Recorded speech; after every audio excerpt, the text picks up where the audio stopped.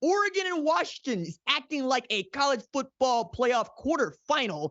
Michigan has been absolutely dominant. And could we see the return of Travis Hunter to the football field? Let's go. It's the #1 college football show.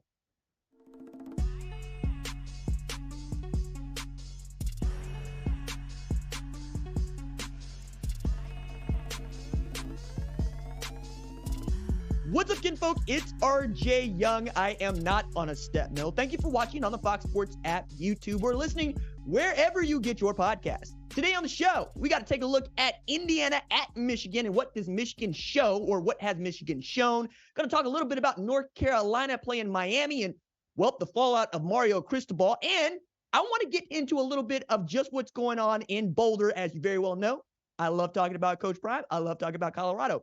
But first, let's start with the biggest game of the entire weekend, and that is number 8 Oregon at number 7 Washington. It's going to be an outstanding game. I think like OU Texas last week, this game is a college football playoff quarterfinal. Basically, you're playing your way into or trying to stay in the Pac-12 championship and staying in the Pac-12 championship, get into the college football playoff. You lose this one, and it's really difficult to get into the Pac-12 championship because the Pac-12 is so loaded. But this is also the start of what we've kind of seen coming for the last 3 weeks in the Pac-12 of it kind of eating at itself. They got a bunch of ranked teams in there, but they got to play each other, which means somebody's got to take some L's. Somebody's got to take more than one. And now we're finally going to get to see these really outstanding football programs go at each other in a meaningful football game against competition that we think is actually good, right? No disrespect to Portland State, but, you know, you're Portland State. There's not a whole hell of a lot we can learn from Oregon beating up on them. The same thing is true of Washington, though. I'm looking at that Arizona game. They won 31-24. I'm thinking maybe Arizona was better than we thought, which means the bottom of the Pac-12 is way better than we thought it would be. And that might mean that the top of the Pac-12 is as good as we think it is. Now, Huskies fans, they claim that they have the Heisman winner at quarterback in Michael Penix Jr. He's averaged 400 pass yards per game. He's thrown 16 TDs and just 2 picks. But now is the time for him to prove it, okay? He's going to have Jalen McMillan back. He's going to have Rome Odunze back. And I expect him to try to complete a whole bunch of passes. Now, you got those dudes, and you got to stretch them against what I think is a really great Oregon defense and doesn't really get as much of its due because Bo Nix is Bo Nix, right? But also because they got an outstanding running back over there. 2-3, actually, if we're talking about Jordan James, Bucky Irving, depending on what you want to talk about with Bo Nix, what he can do with his legs. And then Troy Franklin is an absolute stud out there at wide receiver. But I'm also looking at this going, all right, what do we expect to learn from this game? Do we expect to see the Pac-12 champion come out of this game? I'm not so certain, but I think most of us are leaning in that direction based on what USC has shown us so far. We're going to talk about them going to Notre Dame here in a little bit, but the other part to point out here is that Michael Penix Jr. is the offense. He's the most important player. He's the best player at Washington. If Tosh Lupoi and Dan Lanning could put the lid on their passing, it's going to be tough for Washington to win because they basically don't have a run game to speak of, whereas the Ducks are complete, man. That might be the most complete football team west of the Mississippi when you talk about what their offense is capable of and what their defense is capable of. They're going to have opportunities here as ball hawks to go get them, and they're going to have opportunities to go sack the quarterback. The ball will be turned over. It's just about who's going to win that turnover battle. The way that Michael Penix Jr. runs that offense, the way that Ryan Grubb calls that offense, I expect to see some outstanding plays made by that secondary at Oregon. It's about whether or not they can return the favor over there at Washington. Oregon's also given up 10 points or more only once this year, and that was the 30 that they gave up to Texas Tech at Jones in Lubbock. Other than that, they've just been dunking on people. They've scored 38 or more in every game they played so far. Now, again, outside of Texas Tech, they ain't played nobody. Okay? I need the Tammy from Mogul music here. They ain't played nobody, Paul, because that's the only knock against them, which I find funny because nobody wants to bring that up when we're talking about Oregon, except when I say that they played Colorado and they beat Colorado by 38, and then they want to make Colorado into somebody. But as long as Colorado is beneath them, hey, look, it's fine. They're good. All right. Now I can't wait to see you play somebody that is a top 10 team. And frankly, going to be the front runner for who we think is going to win the Pac-12 championship coming out of this game, just because most of us are not all in on SC. We'll talk about that in a little bit. Oregon is also averaging 227 yards on the ground and 330 yards through the air. They can do it to you any way you want to get it. They're also really great at protecting Bo Nix in the passing game this year. Again, they're averaging 52 a game, and it's been ridiculous. But they're going to face the real football team this time, and we're going to get to learn a little bit more about them. The good news is Washington, Oregon basically demonstrate that the Pac-12 is deeper than it has been for 7 years. And that these are the only two teams that have made it to the college football playoff ever out of the Pac-12. The last one being Washington, 2016, and we all know about what Chip Kelly was doing at Oregon. So with the Pac-12 being deep and the ACC kind of figuring itself out, I don't know that it's as deep as the Pac-12, but it's certainly got a lot more teams that can win it other than Clemson. And we don't even expect Clemson to play in the conference championship, and yet that's a good league over there. Other thing about the SEC is that they're not as deep as we once thought they were. I mean, Georgia beat Kentucky, who had a number next to their name, and stomped a mud hole and walked it dry. And all of a sudden, I'm supposed to take Georgia seriously after Georgia's been sleepwalking through the first two SEC games of the year, going down at half. I'm not doing that. First, you have to be perfect in our sport. Then you have to be dominant in our sport. I haven't seen Georgia be dominant this year, save that one game. I would like to see Oregon and Washington be dominant this year. I would like to see one of them just put the screws to the other one and say, no. We are going to represent the Pac-12 in the college football playoff and make this easy for us, because that's what we want. We don't get a whole lot of opportunities for games like this when I expect them to take full advantage of it. And one of those teams is going, I think, to win the Pac-12. I don't know that USC can do this, man. To say nothing of, I think that if Oregon or Washington wins this, I don't see another loss on the schedule if they can get by, especially a couple touchdowns here. Now, I'm going to go ahead and pick Oregon to win this game just because I like their defense better than I like Washington's defense. And I like watching Bo Nix operate as a fifth-year senior and absolutely has that thing under control. Will Stein is coming as offensive coordinator and just made it go. Bucky Irving is an absolute dude. You know how I feel about Troy Franklin. I think they got the goods this year to go win the Pac-12 championship and make the college football playoff, but you got to beat Washington. On the other hand, Washington wins that game, I'm probably going to pick them to win the Pac-12. It's kind of why I'm out on USC, which is a great way to get into that game. Number 10, USC at number 21, Notre Dame. That game is really going to be a lot of fun. It's going to be a lot of fun because, one, Notre Dame is favored.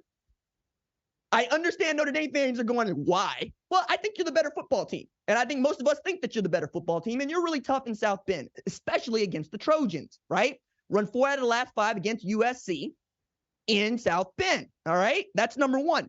But the other part about this is USC is the only program in FBS to put up 40 or more in every game it has played. I mentioned that Oregon put up 38 against Texas Tech, probably the second best on that one. But it's also that they needed to score 40 to win football games, which is never a great feeling as a football fan.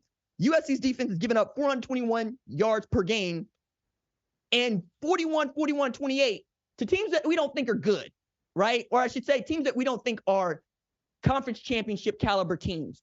Arizona, Colorado, Arizona State. They've given up 28, to San Jose State, and we don't think that they're any good either. What I'm saying is, if you're picking against them, this is the time.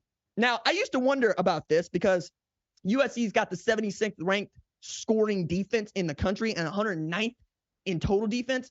I used to wonder, why would people always point to Lincoln Riley's teams and say, I don't know that that's a college football playoff team. I'm an Oklahoma fan at the time. So you take it back to 2021, last year that Riley was at Oklahoma, they began the season 9-0. But nobody wanted to believe that was a playoff team. Now, they end up losing a game and losing another, right? And they end up playing Oregon in the Alamo Bowl. But the point is, nobody trusts the defense. And now that I am not a fan of Lincoln Riley's team, though I like watching his teams play football, I'm a fan at Oklahoma, right? That's the point. I get to look at this and go, oh, so this is how y'all feel about Lincoln Riley football teams, the ones that are going to put up 45 but also going to give up 40. Those teams don't win national championships. Full stop. Everybody in the college football playoff can score. Everybody. Not everybody can stop people from scoring. You know how I know that? Because I saw Oklahoma get into the college football playoff 3 times, and somebody stopped them from scoring And then we continue to get scored on. Okay? All right? Even with ridiculously large leads. I go back to the Rose Bowl. You're about to go up 31-14 at halftime, but you decide to squib kick the ball, put Georgia back in the game, you lose that game, right? I'm looking at Caleb Williams, and I'm going, that dude has to be who he is for you to win football games. That's not a good feeling, all right? Like, put it this way. Strike one is you're giving up 41, 41, and 28, okay? Strike two is Caleb Williams makes USC a top 10 team, but he's a Heisman winner, the reigning Heisman winner. That's his job. And you know what? He ain't always going to be perfect. He wasn't perfect against Arizona. As a matter of fact, he got outplayed by the backup quarterback at Arizona. Noah Fafita went for 300 yards passing and 5 TDs. I know that Caleb scored 4 and had 200, but you get my point here. You needed that dude to go win you the football game in double overtime on a gimmick 2-point conversion play. It's great when you got Caleb Williams. It's great when Lincoln Riley has a generational quarterback. And by the way, it's been since East Carolina since we haven't seen Lincoln Riley with a generational quarterback. So if nothing else, the guy that he picks to be the starter is a guy that we all can just kind of slot as a first-round pick, if not the number 1 overall pick, with Williams, Kyler Murray, Baker Mayfield. Jalen Hurts fell to the second round, but most of us looked at Jalen Hurts playing Super Bowl going, okay, we see it now, and you know what Jalen Hurts did at Alabama.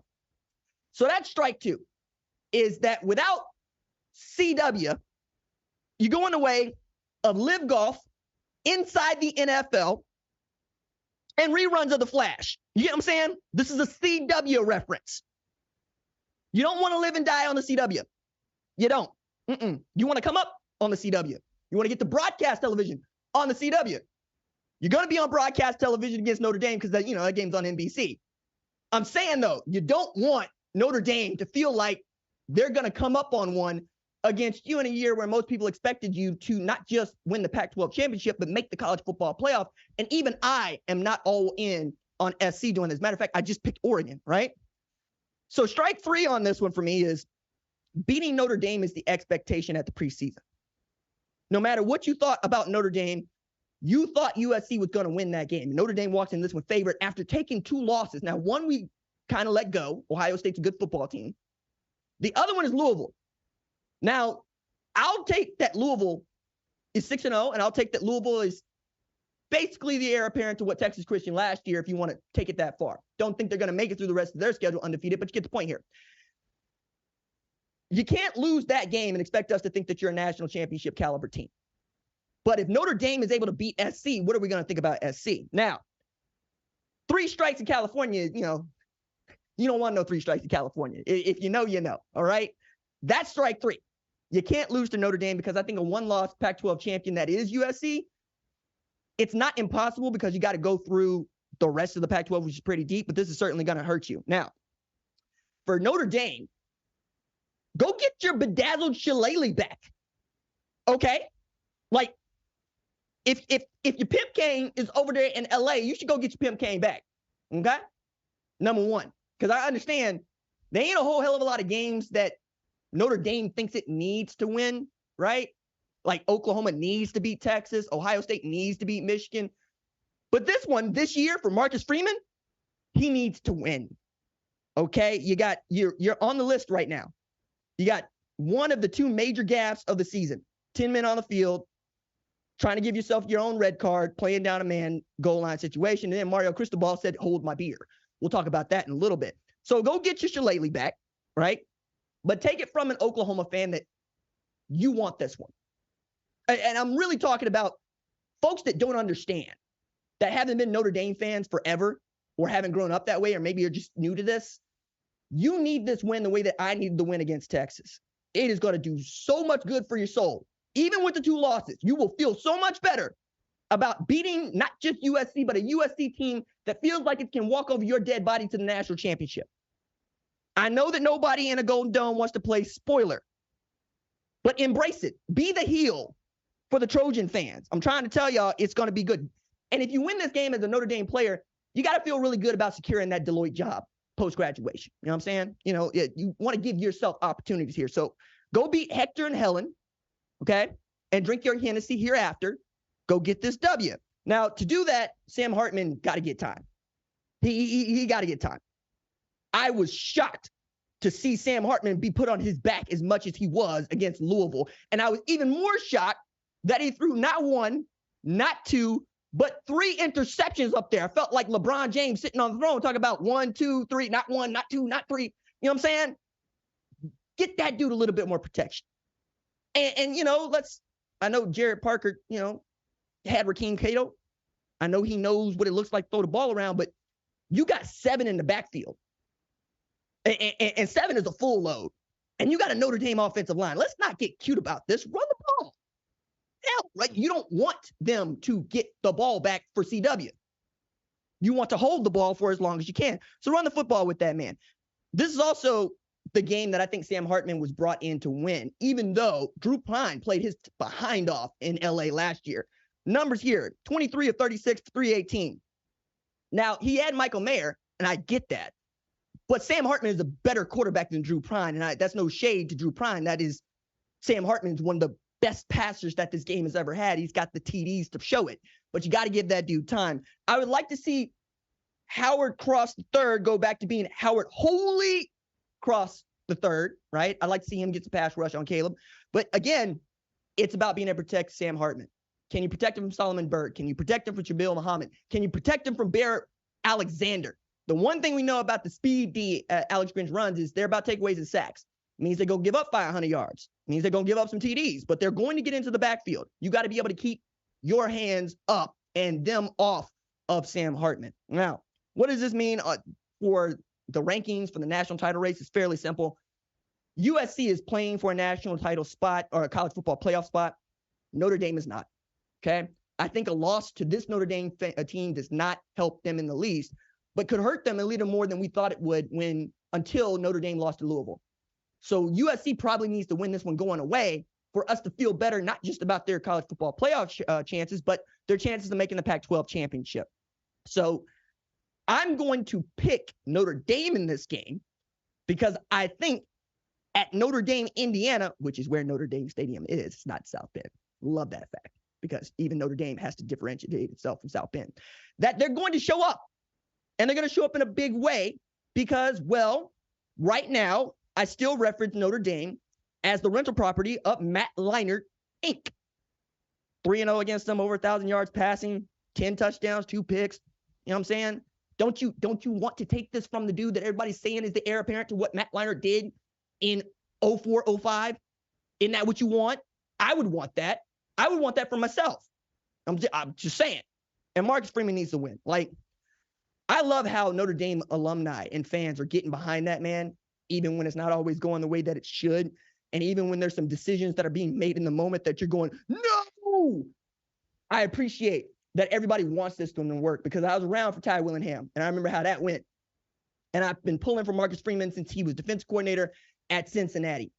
I think he's an outstanding coach. I think he's a young up-and-coming coach at a really great program, and there's still a lot to play for here. But it's going to be really difficult to continue to defend him if you lose this game and you begin a skid. You win this game, I think we're going to be fine going into 2024. Marcus Freeman as the head coach at Notre Dame. I almost said our because I'm invested in Marcus Freeman's success. But you need to go win this game. And you need to give Sam Hartman every opportunity to win it late in the game if that's what it is, because against Duke, that's what it took. Sam Hartman went and won you the football game on a 4th and 16. Then Audric Estime said, okay, I'll go ahead and take care of this. Even as, well, you don't play for a field goal in that spot. You play for 6. I'm glad number 7 knows what he's doing. Again, give the ball back to number 7. All right, let's go from SC, Notre Dame, to another big game that includes Pac-12 teams. Number 18, UCLA. At number 15, Oregon State. All right, this was on Big Fox at 8 p.m. Eastern Standard Time. I believe Brando and Spencer Tillman, Tulsa's own Spencer Tillman, Edison High's Spencer Tillman, going to be on the call. I don't know how often people get to say that about Spencer, but I remember Spencer. All right, the Beavers were explosive against Cal last week, which I did not expect. I don't think anybody expected that. They had 8 plays of 20 yards or more against Cal. The reason I think that's a big deal is not because Cal is great, but because Justin Wilcox's defenses usually are. And they gave up 52 to Oregon State, who apparently had decided to put on big boy britches this season and showed that, handing Utah its first L of the year. Cam Rising or no Cam Rising comes back. DJ Uiagalelei still that guy. This game is also in Corvallis, which matters in the way that I think it matters for Notre Dame-USC. They won 14 out of their last 15 games in Corvallis, right? Now, I also think that one factor that goes against Oregon State in this is their star running back hasn't been playing like their star running back here of late. I'm talking about Damian Martinez. Damian Martinez is averaging 98 rush yards per game, but he hasn't had a 100-yard rushing performance in nearly a month. We got to go back to week 3 against San Diego State, okay, a G5 opponent. Now, they've got some really great flair from Deshaun Fenwick, but I think you want Damian Martinez to be that guy carrying the load for you, and the guy's going to pick up those third shorts for you, get those tough yards for you. But Fenwick is absolutely outstanding at the job. He had 101 rush yards against Wazoo, and I think he's 76 against Cal last week. But as much as I really like that offense at Oregon State, D'Anton Lynn's defense has just been lights out. I don't know how many people have been watching Kane Medrano play football, but you're going to see a linebacker weighing number 20 who is hell on wheels. All right? And Latu is a dude on that pass rushing front. Like, that defense isn't getting its due. It should have after what they did against Wazoo and Cam Ward. But the Bruins got a defense. And if Dante Moore can do something that he hasn't done in weeks, which is complete more than 56% of his passes, it's going to be tough for Oregon State to go get a W. I think this is the reason why this game is going to be underrated going in, because it's just not sexy on paper, even though it's a top 25 matchup. It's really Dante Moore versus DJ Uiagalelei if I was making this for TV, but since I'm making this for you, this is a deep podcast. Remember that it's a 5-star on a 5-star. DJ Uiagalelei, Dante Moore. Also remember that when Dante Moore is on and he is in rhythm, he is one of the toughest quarterbacks in the sport to stop. I really like watching him in the RPO scheme. I like his decision-making. He threw a pick 6 last week. He's making some freshman mistakes, things that I think will go away, but Chip Kelly has a great one over there. And even when I thought he was bad last week, completing 22 of 44, 50%, he still threw for 290 yards, which means he's not afraid to take shots, and he's got receivers. He's had 5 different dudes, UCLA has had 5 different dudes lead them in receiving over the last 5 weeks. And one of those dudes is J. Mike Stuyvesant. And I love that dude. Outstanding wide receiver for them. Got to see Keegan Jones come on a little bit. Know what Carson Steele is made of. It's a good football team, and I think they're going to get to show that a little bit later on, but certainly need to show that against Oregon State. Keep themselves in the hunt for the Pac-12 championship, because that's the big picture on this one. Again, if I was making this TV, that would be the other point to raise.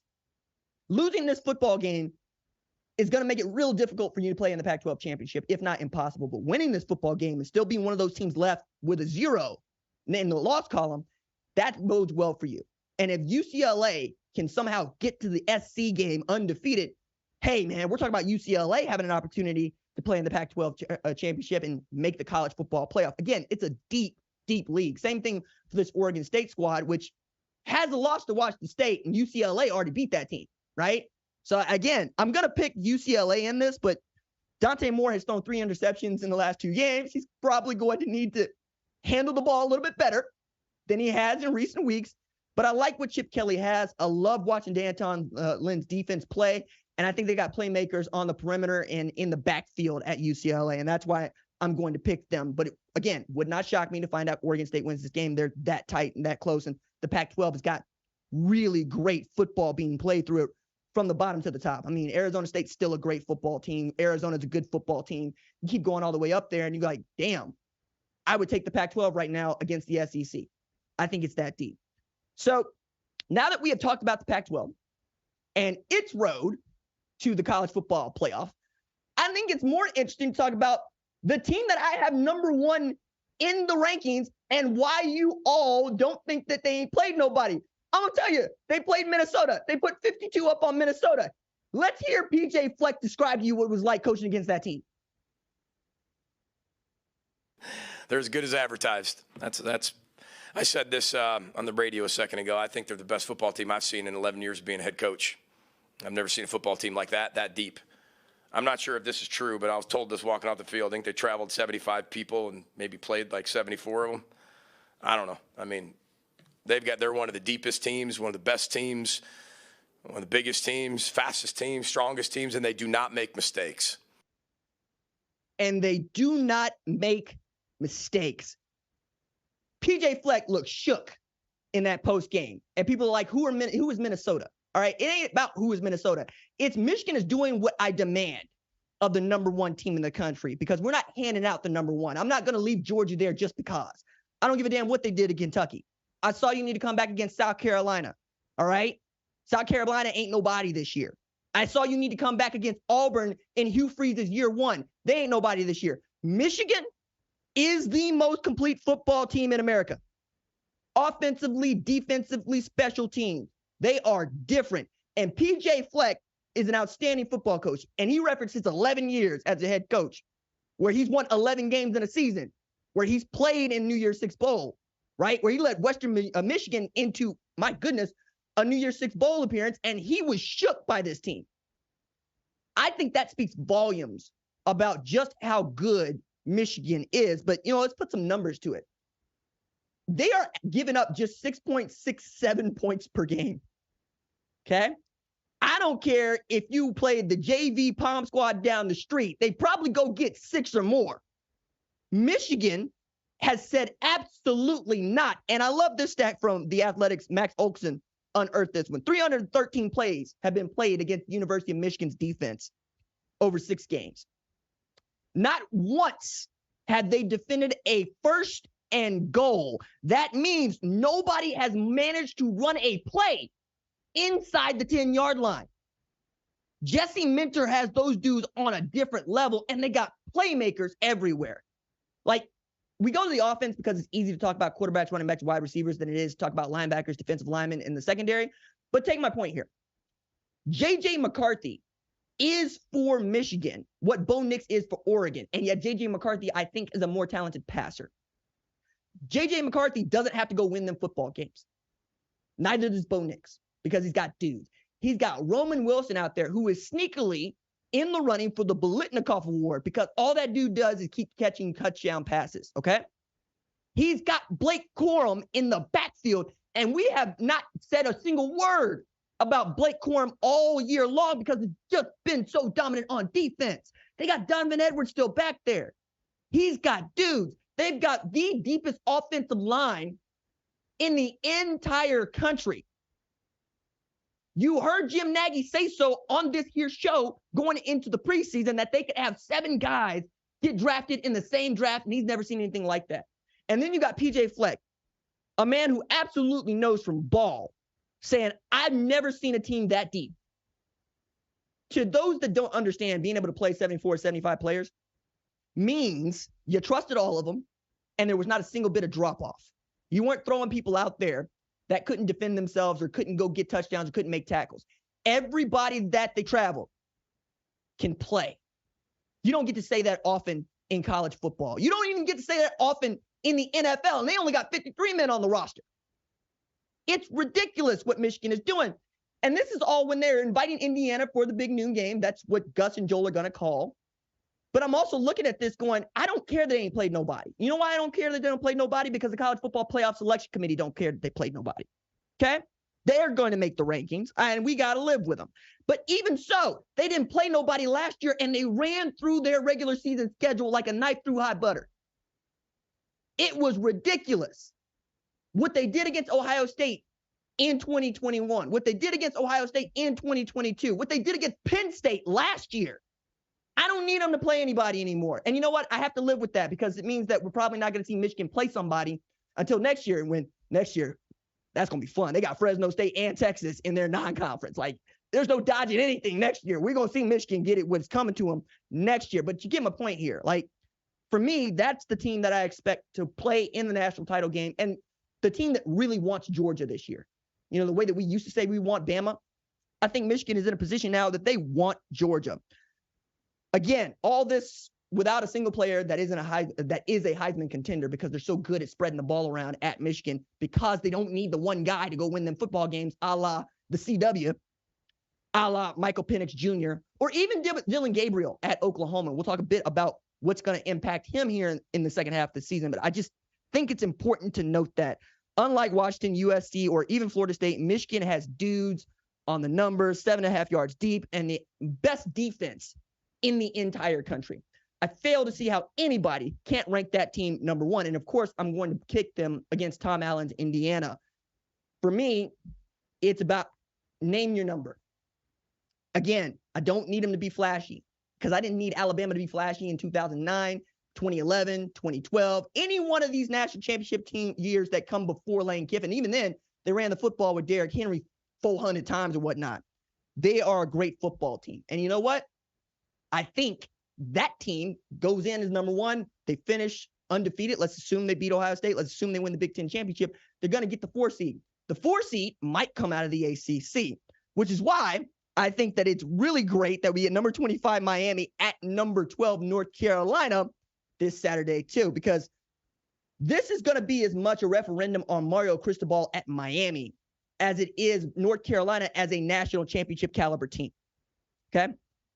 We did not expect this game to be a referendum on Mario Cristobal at Miami, but he did that when he decided to run the football instead of taking a knee and running out the clock against Georgia Tech. Don Chaney fumbled the football. Haynes King picked the football up, went 74 yards, 25 seconds, whatnot, and goes win Georgia Tech's football game against Miami, spoiling Miami's undefeated season. I dropped it out of the top 25 for that, okay? But the AP voters think it's a top 25 team even so.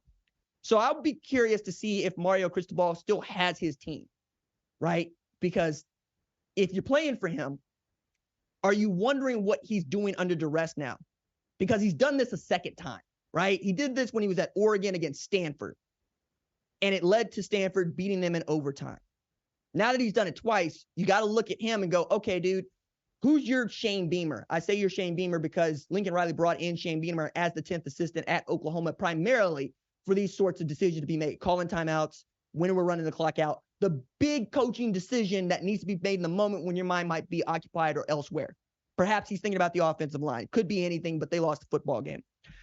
It's also the Hurricanes needing this win to not just stay in the top 25, but to have us believing they can still win the ACC because it's North Carolina. And then they still have left on the schedule undefeated Florida State, undefeated Louisville, and whatever the hell Clemson will be going into that week when they play them. I'm not sure what it is, but it's certainly a team that I think could beat Miami. So that's one, okay? I think Tyler Van Dyke's a great quarterback, if not, he ain't the best quarterback in the ACC because I'm going to talk about the best quarterback in the ACC, but he's certainly capable of beating up on that defense at North Carolina. But North Carolina, I hope y'all are not playing with Tar Heel fans' emotions because there's a whole bunch of big worms over there and you don't want to be smoky, okay? Playing with their Carolina blue is playing with their emotions, okay?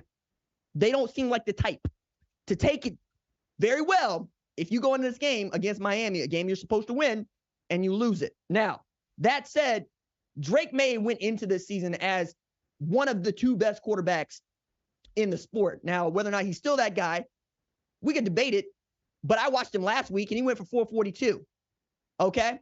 He'll sling it, and they'll give him opportunities to continue to sling it. He's got a couple of running backs back there that I really like.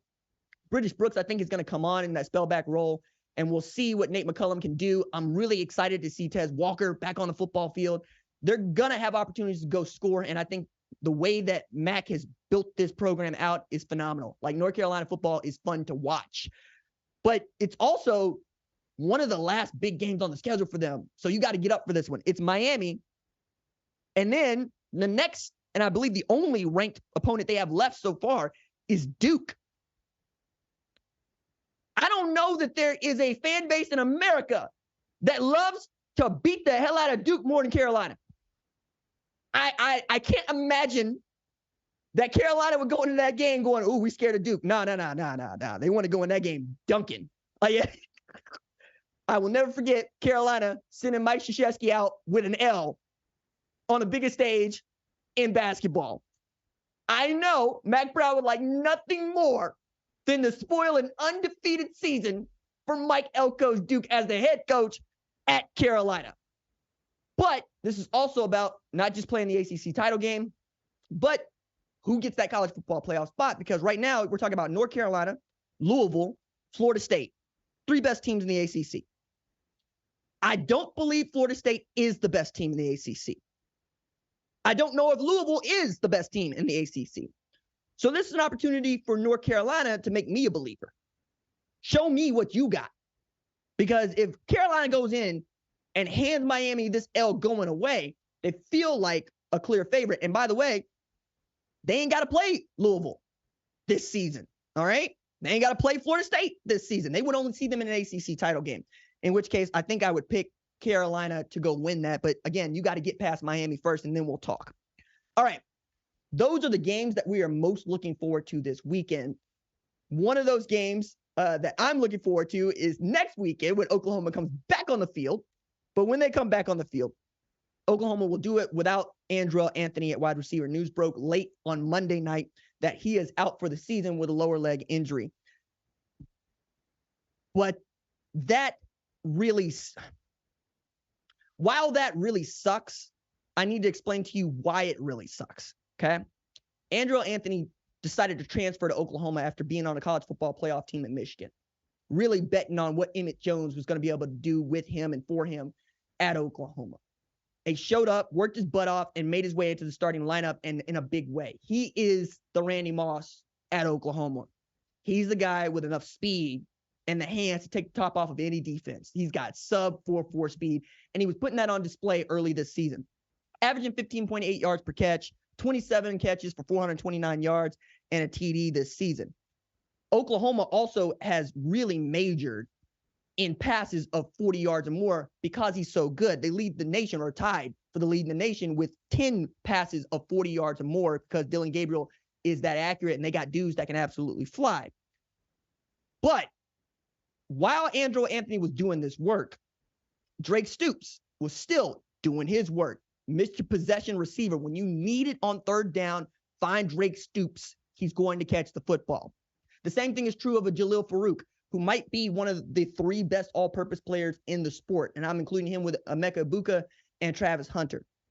They also have sent a godsend in Nick Anderson, who has announced himself over the first half of this season. Nick Anderson is a true freshman who is the younger brother of Rodney Anderson, who is a Sooner legend. But him averaging 25.6 yards per catch and then catching the game winner against Texas was wildly unexpected. He's got 11 catches this year. 6 of them are touchdowns. Reminds me of Marvin Mims, and you know how good Marvin Mims was at Oklahoma. So you add Anderson to Stoops to Farouk to Gavin friggin' Freeman, Heritage Hall stand-up, and you still got a pretty capable wide receiver core. And I'm sure Andrea Anthony's going to be there on the sideline coaching those dudes up because he's a great football player and a great teammate. Very excited to see what Oklahoma does in the second half, because unlike recent years, they got a defense at Oklahoma. And I'm so excited about that because it's been years since I can look at the Oklahoma defense and be like, ooh, this might be a top 10 defense, which also adds to the college football playoff expectation, adds to the national championship conversation. It really is almost impossible to win a national championship without a top 25 defense. 2019 LSU did it with a top 35 defense, but with one of the best offenses anybody had ever seen in the history of ever. Other than that, you got to talk about maybe Ohio State's Urban Meyer year, 2014, and Cam Newton at Auburn, who is the greatest football player of all time and can do anything he wants. So I'm looking at Oklahoma going, oh, top 10 defense. Oh, and an offense that can score. And a guy in winning time that I trust in Dillon Gabriel. I didn't know he had it like that till he showed me he had it like that. Needing to go get a score against Texas, not spiking the football at the goal line going, no, I got it. We're going to run a little fade post, and I'm going to put it up to Nick Anderson, and he's going to catch it like he was standing there the whole time. God, I'm excited for Oklahoma. And it sucks that it's a bye week, but we're going to be back. We're going to be back. Do you know who else is coming back? Travis Hunter. All right. So we get to the part of the show where I get to talk about Colorado football, right? Now, the headline here is Travis Hunter returned to practice on Monday, and Coach Prime said on Tuesday that he has a, quote, tremendous chance to play against Stanford on Friday night. That's huge for Colorado because that is the return of your best wide receiver, if not route runner, and your best defender, if not cornerback in the country. Okay? So you get basically 2 players back with his return. And I know that Prime had talked about wanting to get him to the bye week or past the bye week, but Travis Hunter kind of has a calendar all his own. And Prime's going to try to protect him. If he thinks that he's still injured, he's not going to play him. Right? And against Stanford, yeah, I don't know that you should need Travis Hunter to beat Stanford, even if you are Colorado. They beat Arizona State. It was not tidy. It was not neat, but they got the W. And they're at 4-2. Like Notre Dame. Like LSU. You get what I'm saying here? 4-2. All right. That's number one. Number two is Shedeur Sanders could need this dude at just the right time. Because while it has been cool to see Travis Hunter be that guy that Shedeur could turn to in a gotta-have-it situation, seeing Jimmy Horn step up, seeing Xavier Weaver step up, and then Omarion Miller, and lately Javon Antonio. They got dudes at wide receiver. They just can't run the damn football. Just can't run the damn football. I would like to see, be able to run the football. Alton McCaskill back there with Dylan Edwards now, along with Anthony Hankerson, right? And Sylveon Wilkerson. I would also like to see the offensive line keep Shedeur clean. And I don't know that that is in the cards, because there was a fantastic stat that I saw, which was put out by the Athletics' Dane Bugler, who made note that Bo Nix had been pressured something like 14 times. Michael Penix Jr. had been pressured like 33 times. Shedeur Sanders has been pressured 114 times in 6 games. And still, he leads the nation in passing. Narrowly, but you get the point. Okay? Somehow, he's completing passes while running for his life back there. And if the offensive line does begin to gel and they do begin to protect him, they might operate at a different level, because you won't have to throw the ball so much. You won't have to go for 393 against Nebraska. You'll be able to run the ball for 200 and maybe go for 300. You know what I'm saying? You get back to something like balance. But I'm also reminded that Shedeur is taking advantage of a spotlight that we knew was going to be on his pops, but we did not know was going to be on him. So in a year that is seemingly dominated by superstars in sports, Leo Messi, Inter Miami, Taylor Swift, Travis Kelce, and whatever it is that they are calling themselves, right? Coach Prime.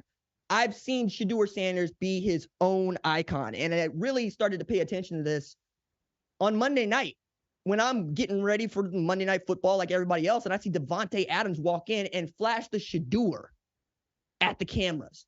And then I saw that Garrett Wilson and Breece Hall, the NFL Offensive Rookie of the Year and a unanimous All-American, ran up to a camera and flashed the Shedeur. And then I remembered Rick Ross and DJ Khaled had made social media videos expressly to flash the Shedeur and to wish that man all grace and luck. And then I remember, Tom Brady is his play uncle. So much of his play uncle that he gets to come down on him for driving a Rolls Royce. That dude driving a Rolls Royce around campus, and it's $350,000 for a Rolls Royce around campus. Okay. And then I was like, all right, cool. What's that watch he got going on? Why are we talking about this watch? We're talking about this watch because, well, it's a very expensive watch. It's not a Rolex. As a matter of fact, it is an Audemars Piguet Royal Oak 15,500, whatever that is. It's got 30 carats VVS diamonds in it, and it's valued at about $70,000. Around his neck, he got dozens of carats of VVS diamonds. That's stuff you see in rap music videos. But that's a 21-year-old with all the ice and all the bling that Drake could ever think to possess, and he driving a Rolls Royce around campus. Icon. Iconic. Grown men want to be on his team. Continue to watch Colorado football because it's entertaining and it's fun. But those that are getting tired of Colorado football probably still lease their cars, probably still drive their baby mama's car to work, probably miss some payments to child support. Look, if Deion Sanders Jr. has his father's business acumen and Shiloh Sanders has his father's swag, this dude Shedeur got all of his daddy's cool. And I am having the best time watching the Sanders family go do what it is they do at Colorado.